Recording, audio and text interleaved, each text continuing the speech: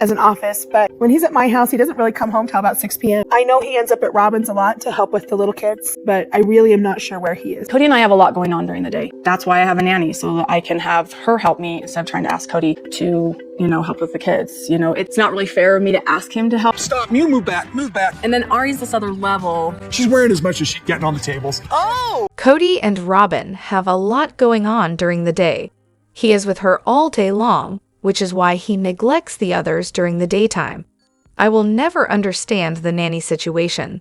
Robyn doesn't work and has 3 sister wives and 3 adult children living in the house with her. What does the nanny actually do? The big question is, what does Robyn do? That's the narrative, but I just don't get any sexy time vibe from those two at all. It seems like Robyn fully committed to what was necessary to achieve her desires with the Brown family, but she looks about as fun as a dead fish laying there. Maybe that's one of the reasons Kody is extra angry. She looks very much like she doesn't like it. I refuse to believe Robyn is capable of anything but missionary sex for the sole purpose of procreation, followed by a firm handshake. She could crush coal to diamonds between her knees. I don't care that she gave a supposed look to Kody when someone mentioned 69. There is no way she actually enjoys sex. It's cold, starfish intercourse. I've always thought Janelle was a freak in the sheets. It seems Kody was much more attracted to her, and my guess is she is sexually adventurous. The way they interacted shows something different from Robyn and Kody's relationship. Now that Robyn has him all to herself, I bet she doesn't do much anymore. Robyn is pretty much the only customer of Kody's. She shops a lot, probably something kinky, but still slightly vanilla. She lets him keep his socks on. We've got so much to dive into today, so let's not waste any time. Let's jump straight into it. Hey everyone, what's up? It's Elena here, and welcome back to my channel Reality Nexus X. Robyn seems to spend her time writing, arranging, and designing, while the nanny is her validation for being the victim, pretending to be emotionally shattered by the real wives who supposedly bully her and disrespect her children. She portrays herself as frail and sensitive, pretending to be traumatized, but really it's a facade. The nanny's job mostly involves being present to support Robyn, who avoids responsibility for her kids in the household. During COVID, while the family was quarantined and restricted, the nanny still came and went freely, which was ironic since the rest of the family had to follow strict rules. It's clear that the nanny's presence was more about Robyn's convenience and image rather than actual necessity. The nanny acts like a gatekeeper for Robyn, making sure Kody can rest undisturbed while she handles communications and keeps everything quiet. Robyn claims she and Kody are too busy during the day, without working or having careers, to care for the kids themselves, which seems contradictory. She suggests it wouldn't be fair to ask Kody for help with the kids, even though they're both at home all day. Christine watched and cared for many children by herself when the older kids were little and the other adults worked. She never had help or a nanny. That must have been hard, and it feels like a slap in the face to her to see Robyn with a nanny while doing far less.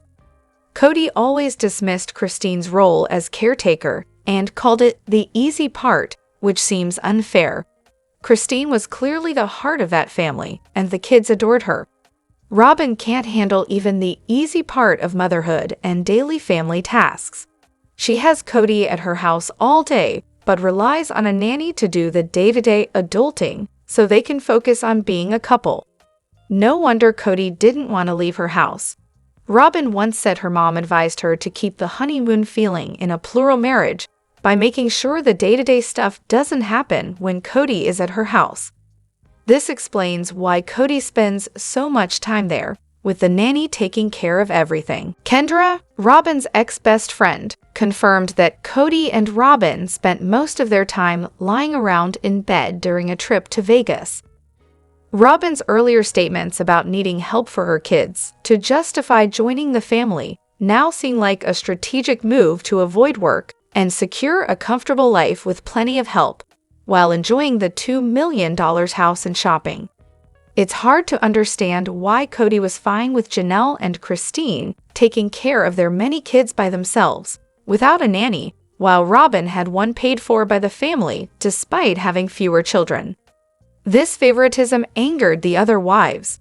Robyn's older kids could help with the younger ones, but apparently don't, and Robyn likely still ties their shoes or has the nanny do it.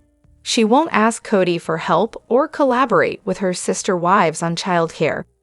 The family funds paying for a nanny during school hours, when kids are at school and Kody and Robyn could run errands or do chores, seems like a misuse of resources. The dynamic shifted dramatically when Robyn joined the family. The OG 3 wives held Kody accountable, but Robyn inflated his ego and treated him like a king, which Kody enjoyed. It would be interesting to have a direct confrontation with all 5 wives asking Robyn why she needed a nanny and why Kody spent so much time at her house if it wasn't to help with the kids. The constant indirectness and avoidance is frustrating. Christine was a saint for raising so many kids with little help, while Robyn's approach feels lazy and entitled. Robyn's children are loyal to her, and so is she to them, but it's unclear how much responsibility she takes. Robyn often deflects criticism by blaming the other wives and painting herself as a victim. She expects help but won't fully collaborate with the family. Being a stay-at-home mom is usually about managing the household without outside help, yet Robyn insists on a nanny while doing little herself. Kody's role in all this is complicated. He sometimes helps, sometimes doesn't, and his favoritism towards Robyn and neglect of the older children is clear. Overall, the situation is unbalanced and unfair. The original wives put up with a lot, but were ultimately sidelined by Robyn's arrival and the resulting family dynamics. Did anyone else notice Kody furiously sanding those picnic tables? You know, during the episode where they're painting with the kids, he kept grabbing every random tool, sanding aggressively for 5 or 10 seconds, then dramatically stepping back like he just performed a miracle. Then he switches tools and repeats the whole act. At one point, he's sanding the bottom of the table legs where there isn't even a speck of paint. Facepalm. It honestly looks like he's stuck in a manic episode, starring in his own DIY disaster show. From the way he hacks down trees, nearly causing disasters, to pushing his expert ideas on the family, to sanding tables like a toddler with a newfound toy, Kody has zero clue. Like none, ever. That brass brush move. Pure cringe. The worst part? Watching him compete with his own kids for who can look more clueless and over the top. Meanwhile, Janelle is quietly getting her farm and garden in order like a pro. Kody, on the other hand, thinks wearing a visor and work gloves makes him the ultimate manly man. The kid was doing it right, and he bulldozed her out of the way to do it wrong. He's basically wasting everyone's time with this painfully slow, exhausting process. Using brass brushes instead of power sanders, no protective masks while sanding, not sealing the tables properly, just planning to slap on more paint next spring. It's painfully immature and hilarious. Real pros work efficiently and confidently, not flailing around like they're auditioning for a slapstick comedy. His axe lesson to Brianna was just hold here, swing, and then walking away. No real guidance at all. Classic Kody. Same goes for how he starts the chainsaw like he's in an action movie. Real pros don't thrash their shoulders like that or they're done for. Remember the ladder stunt when stringing lights? A classic I have no idea what I'm doing move. And those picnic tables? Rotten at the legs, unsealed, and covered in whatever cheap paint was on sale. He can't even keep sentimental family heirlooms in decent shape. The kids look like indoor zombies who've never even seen sunlight, yet they're supposed to have a love affair with nature. Please. The whole great family day vibe? Just a depressing, staged mess. Skipping stones in a filthy pond, monotone conversations, a sad little campfire. If this is family fun, no thanks. Everyone looks miserable, and Kody acts like a manic drill sergeant, trying way too hard to prove he's the rugged manly man. Spoiler alert, he's not. He's more like the guy who thinks flexing his six-pack makes up for knowing nothing about handiwork. This whole thing screams manic energy mixed with narcissism and a side of ADHD. Big ideas, no follow-through, constant grandstanding, and zero self-awareness. He tries to turn every awkward, useless task into a family bonding moment, but it's just painful to watch. And seriously, if he's so desperate for attention, why not take the kids somewhere fun like laser tag or Disneyland? At least that would be entertaining. Yes, this is about sister wives. But seriously, the flood of comments targeting Sol, and especially Ariella, has gone way too far. These are children. They didn't sign up to be on this show, and they certainly don't control how Robyn and Kody parent them. Some of the things said about their size or names. Absolutely disgusting. No, from now on, any negative comments about these kids should stop. We're adults here, many of us parents. How would you feel if your own child was being bullied like this? It's out of control and it needs to stop. Criticizing Robyn's adult daughters for being socially awkward? Fine, whatever. But dragging down literal children like Ariella by calling her Areola? Seriously? That's gross. Ariella isn't trying to be malicious or stir up drama. She parrots what she hears and acts within the limits set by her parents. If you have a problem with her behavior, blame Robyn and Kody, not the kid. Someone actually said Ariella was fat after a recent episode. Disgusting doesn't even cover it. She's a growing kid. Sometimes bodies just do their thing before a growth spurt. Kids are off limits. If the adults want to be public figures or podcast their lives, fine. But bullying children? That's a hard no. These kids face struggles we'll never fully understand. Remember the sad news from around this time last year? Bless their hearts. All they want is what every kid wants: privacy and a peaceful home. The negative comments have only ramped up because there's barely anything happening on the show lately. But the kids should stay out of it. Teenage me would be mortified just by the presence of cameras, let alone people mocking me online. The kids, even the adults, had zero say in this mess or TLC's involvement. I feel sorry for them. Ariella is missing out on family life. Sol got a taste but had it ripped away. Remember during COVID when everyone gathered at Coyote Pass and Truly was trying to play tag with Solinari, but Robyn literally stopped her from getting within 6 feet?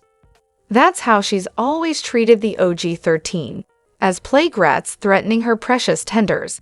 And yet somehow, they're the ones excluding her. Truly really got the short end of the stick with Kody and Robyn. Robyn probably resented her from the moment she was born. Kody was annoyed and forced to leave Robyn's house when Christine went into labor, apparently inconvenienced by his own daughter.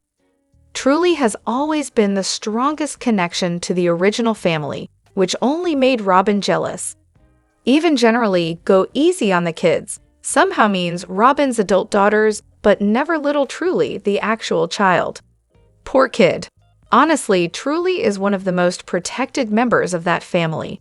Most of the people whining about Sol and Ariella would absolutely lose their minds if anyone mocked Truly's name or weight. Remember in early episodes when Robyn smacked Truly's hand away as she tried to see what Sol was doing? Robyn's never liked the OG-13 kids, except maybe my Kelty. I'm pro Ariella all the way. She cracks me up. Part of me wishes we saw more of her wild energy, but a bigger part of me respects her parents for shielding their tenders from the full glare of the show. Here's to Ariella and her earthworm madness. May she keep whacking Kody in the head with a snow shovel, bravo. Honestly, the kind of people who bully kids online probably bully their own at home. It's a power trip. Kids can't fight back, so abusers disguise it as genuine concern. If Ariella and Sol have health concerns, guess what? Teachers and school nurses handle that IRL. Internet trolls pretending to care about weight are just bullies hiding behind fake concern. This has gone on way too long. We need to clear out the worst offenders before something tragic happens. like another child self-harming from social media bullying. Sure, you can criticize the adult kids if you want, but hopefully some will realize how damaging it is and stop. It's no coincidence Brianna and Aurora often look anxious on screen. It's because they're terrified of what people will say. This has reached a whole new low of pettiness and nastiness. The rule should be clear. It's not take it easy on the kids. It's do not talk about the kids at all. Because honestly, take it easy was always a soft sell for no shaming of minors in the first place. Use your adult brain. Remember, these kids are growing up in a seriously dysfunctional environment. Many of the adults have opened up about emotional abuse. Even the adult kids had their lives ripped open by their narcissistic father, Kody, and have had no real choice. There's a huge difference between saying, "Look, this kid is clearly lashing out with how they're dressing or talking to their parents. What do you think?" and "OMG, look at how ugly and fat this kid is now." One sparks a conversation about family dynamics. The other is just cruelty. And please, stop using the tired excuse that being on reality TV gives you a free pass to judge kids. That's never true, especially for minors. The adult kids probably had contracts with little say too, but none of that justifies tearing people down. If you want to troll, take it somewhere else. Use some critical thinking. Write comments you wouldn't want your own kids reading, because one day they probably will. Lastly, criticizing underage kids should be off limits. Some might complain about adults, but not children. Posting show stills where someone looks bad or mocking looks. Also out of bounds. Behavior and choices shown on the series, fair game. Looks, not a choice, not okay. Want to critique poor parenting or bad behavior? Fine, but these kids are off limits. If that's a deal breaker, maybe this isn't the right place for you. And for the record, Robyn's adult daughters should be off limits too, unlike other adult kids on the show. Why? Because the only comments about them tend to be mockery or mean-spirited remarks. Robyn's adult daughters are sometimes used to appease Kody on camera because they're so sheltered they can't say no. But mocking them? Not acceptable. Watching Season 1, the behavior of Robyn's kids compared to the OG 13 is telling, like glaringly obvious. On her wedding day alone, her kids were already serving chaos on a silver platter. Meanwhile, the OG 13 kids, despite all the family drama and madness swirling around them, mostly stayed pretty chill and well-mannered. Sure, growing up with a dozen siblings is a totally different beast than just one or two. No shade to any of the kids, but it shapes how you roll in the world. Now, here's the kicker. Robyn needed a nanny for her handful of kids, while Christine was basically solo parenting the whole OG crew. And if you watch how Ari and Brianna turned out, completely lost in the world, you start wondering how this all went so wrong. Robyn seems to breed chaos and then acts shocked that it's everywhere, even in her own kids. She's the queen of disrupting routines, stirring the pot, and then acting overwhelmed when the family falls apart, even though she's the one who broke it. The pattern is crystal clear. And what was with her early digs at both her own kids and the Browns? On one hand, she's bragging about how tenderly her kids were raised compared to the Browns' rough crew. Then, she turns around and mocks Brianna for crying during a family photo shoot. Excuse me, how do you raise kids tenderly when their bio dad was supposedly abusive? Maybe she tried, but it's hard to see that tenderness through all the chaos. Let's talk nanny situation. She left her younger kids with a nanny while apparently raising the tender ones herself. Sol's quiet, Ari's a tornado. The older girls are jumpy, and Dayton made a break for it the second he could, literally to the driveway. Yes, the infamous heated driveway. Remember when Truly moved away and Kody lost his snowblower partner? Christine took the snowblower, and Kody ended up shoveling snow with the kids on camera, like a martyr trying to prove a point, and calling Brianna a drama queen. Where did that come from, Mom? Maybe she learned it from watching her own mom, Robyn. Early on, Robyn struggling with a solo trip to the park with DAB was something. I get it, kids are tough, and cameras make it worse, but it didn't feel like a parent loving through frustration. It was pure irritation. She came off as bitchy and queen bee-ish, and the audience picked up on it immediately. Later, she tried to rehab her image as Our Lady of Perpetual Sorrow and shopping. Now she plays the victim, co-opting everyone else's misery for sympathy. Classic. Rumor has it Robyn always had help with her kids. Even back in her first marriage, a relative nannied for her. No wonder she's overwhelmed. She's never really parented, just performed for the cameras. Robyn's version of parenting, controlling everything with a death grip on the umbilical cords. Feeding, clothing, discipline, all outsourced or micromanaged. Honestly, she sounds more like a warden than a mom. Her needing a nanny only confirms it. I think there's some unresolved trauma from her early years she's never dealt with. Like so many people in similar spots, she uses spiritual bypassing to skate over it. Unfortunately, it looks like her kids are on the same path, which is pretty sad. And yes, she started by insulting the brown kids, then exploited one of them as a nanny, pretending it was some favor to help with a fragile mother-teen relationship.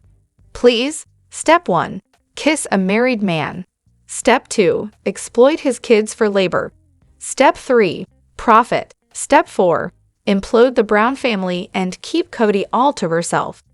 The OG 3 siblings may have their own drama, but they had a shared family goal. Robyn? She expected to waltz into an established family with their own routines and have everyone cater to her brood. Spoiler alert, it didn't work.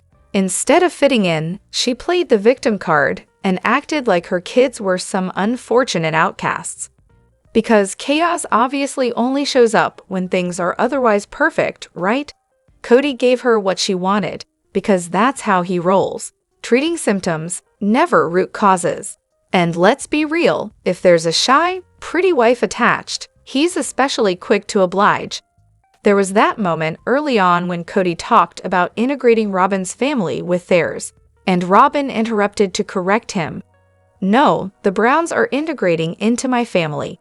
Yikes, huge red flag. Her kids? Classic trauma responses. Difficult childhood, difficult behaviors, there's no sugarcoating it. Parenting? Not really on Robyn's resume. I'm curious if her daughters will ever work or just follow the same script. Marriage and babies, super sensitive and sheltered. It's all they know. For the record, the OG 13 were not angels. They were wild, feral, chaotic at times, especially Janelle's younger boys and Peyton. But there was sweetness and a family rhythm. Robyn's kids? Season 1 shows a very different picture. Honestly, there was no parenting going on with Robyn's kids. They ran wild, did whatever, and she was a hot mess from the start. Not defending her, but the OG 3 were teens when she arrived, with 12 to 15 years of family culture already set by Christine and Janelle. Then Robyn comes in with her own style and bam, recipe for chaos, anger, and acting out. Welcome to polygamy drama. Oh, and on the wedding day, her kids were obnoxious, locked her out of the car while she was trying to get ready, and basically made the whole event a circus. And seriously, how do you need a nanny when you stay home, don't work, and have a whole extended family willing to help? Trying to make sense of how Robyn expected a polygamist family to function.